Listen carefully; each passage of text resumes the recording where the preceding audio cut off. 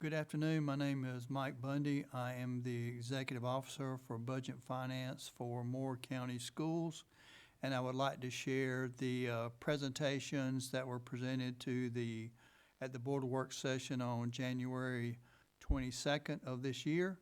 And we'll start with a presentation by the Piedmont Regional Council. They were consultants who did our classified study, and we'll be presenting also a classified proposal to the board, and we want to share that with the public today. So we'll get started with the PowerPoint and go through the slides. Thank you.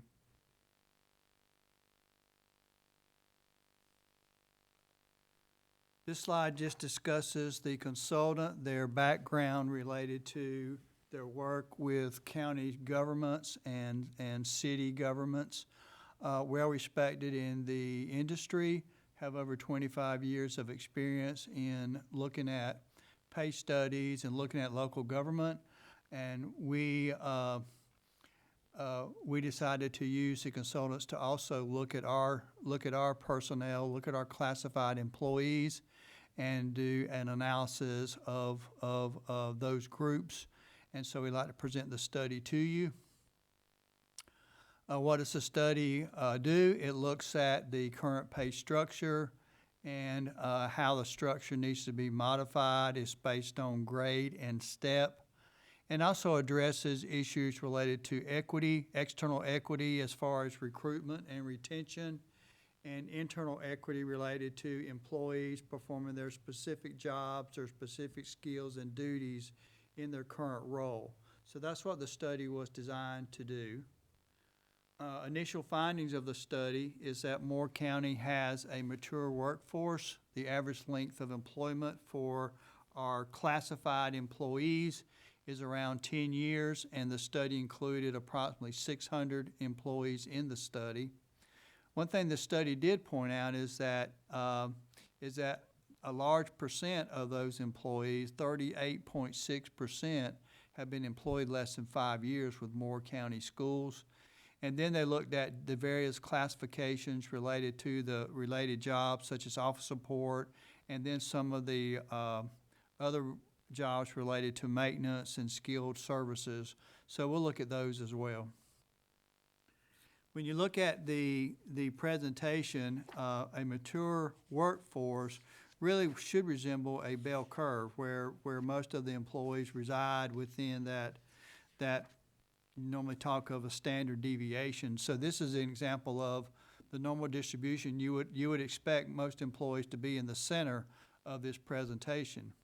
However, when you look at the employees and the classified employees with Moore County Schools, what you notice is that it doesn't really represent the classic bell curve. You'll see that most of the employees, a big percent of the employees, are on the far left side, meaning that they have less than 10 years of service, and that was a item that the consultants pointed out. Again, that 38.6% of employees have less than 5 years of service, and this slide shows that, where you see the larger group toward the far left of the so-called bell curve.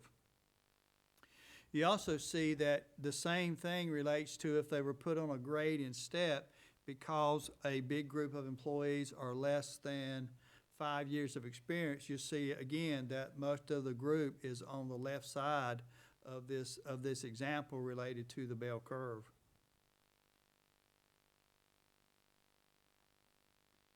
This slide shows that the employees, if you look at the most recent hires of classified employees in Moore County Schools, it shows that primarily those employees are teacher assistants and also teacher assistant. Let me flip my page. Teacher assistants and custodians are the primary group of employees that, if you look at the last hires in our district, have been TAs and custodians. The next thing that the consultants did is they looked at the market, collecting data from various county governments, municipal governments, and school systems And you'll notice that in this slide, most of them are surrounding districts or surrounding governments related to Moore County. And that's really our focus with the market comparison, is looking at our neighbor, who are our neighbors, and how much is the pay of certain individuals and staff in those particular areas.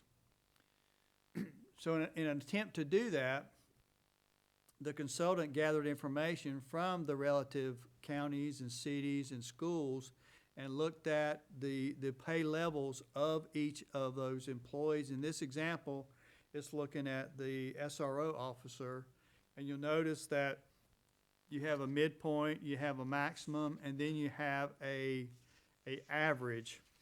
And in the study, when you look at the analysis, the average is really representing what is the market value, or what is the market rate, what is that competitive rate. So that's what these studies were for, and it was done with each job classification. This is just an example of the type of study that was done. The next example is the same type of study. This relates to a mechanic and just looks at the average salaries and compares the salaries in the districts that were part of the study. Again, it's done by the various pay classifications, and again, each job has a study related to it. This slide just looks at job rate, or in a sense market rate, and the analysis is that the midpoint is really representative of the market. You have a minimum and a maximum that the state kind of recommends for each type of job classification, but the midpoint is really representative of what the market rate is, and that's part of what this study conducted, was to help us determine what is the market rate and where should our employees, how should our employees align to that review. This is an example of the state pay scale. It has state grades. It has based on this is based on a 12-month, and you'll see that there are different grades, and there are job classifications assigned to those grades as determined by the state of North Carolina. So when you look at the table, you'll see the table has the grades down the left side, and across the right are the steps. And really, you're trying to look at a step from 0, and the max would be a step of 30. So where is the midpoint? The midpoint is somewhere in the middle between 14, step 14, step 15, step 16, represents the midpoint or a relative market rate. So that's what the scale is representative of.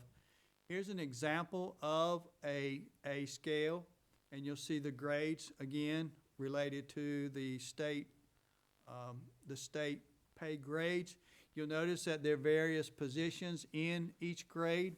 Depending on what that position is, you'll see grade 65 in the middle, has a carpenter supervisor, HVAC mechanic 1, office support level 7, 8. So you'll see that various positions are related to a grade, and then based on the experience and the years of service of that employee, they're placed on a step. Recommendation by the consultant is to adopt a 30-step pay plan, adopt recommended salary grade and step assignments for each classification, and then maintain a methodology of looking at new employees, their education, relative experience, and determine the grade and step assignment. Thank you. That concludes the presentation of our pay study as presented by Mr. David Hill of the Piedmont Triad Regional Council. Thank you.